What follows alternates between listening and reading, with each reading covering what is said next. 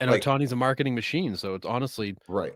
the 2,000,000 is probably his gambling fund money, and he lives off the endorsement money. But Yeah. I think what's important to understand is that the Dodgers are a professional organization. They are running this, they're financially engineering these contracts. Like, there's a lot of smart people behind the scenes making this work. Absolutely. Steve Cohen is a fan that owns his favorite team. It's like a kid in a freaking candy shop. Yeah. Um, and yeah, he wants to win at all costs because he's a fan first. Yep. And that I think there's nothing better in sports than having an owner that's a fan. Like, as annoying as Mark Cuban is, like, there's no bigger fan of the Mavs than Cuban. As annoying as Steve Cohen might be, there's no bigger fan of the Mets than Cohen. Like, these guys are fans first, owners second, and they want to see their teams win because it matters to them in more than just uh, money. Right. Yeah. Yeah. I mean, As where as Red Sox fans, we're living the other side of that.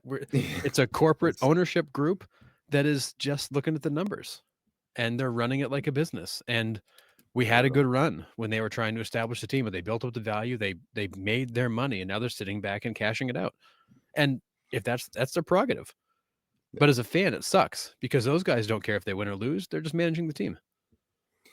Yeah.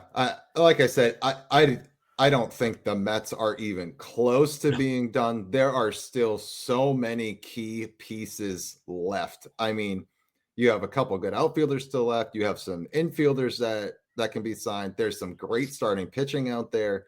There's some bullpen arms that, some have been moved around already. Mhm. But the Mets definitely aren't done. I do think Alonso now comes back. I kind of don't see him signing anywhere else now. I I think the really don't. question I think the question becomes, do the Mets want him back? Or do they wanna go find somebody else? Do they wanna go try a different person at first? But do they want Christian Walker? Do they wanna go down a different path?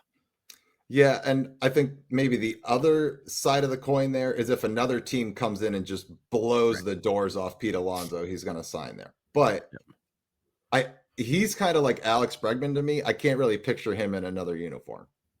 It'd be hard. Yeah.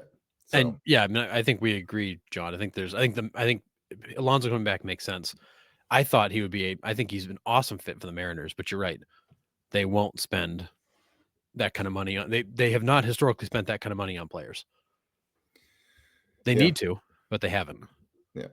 So, I don't know. I guess when this first started, kind of like the Otani deal, we undersold it. We're like, okay, Otani, we could see possibly getting 600 million because he does both. Yeah. 6 to 650 seemed reasonable.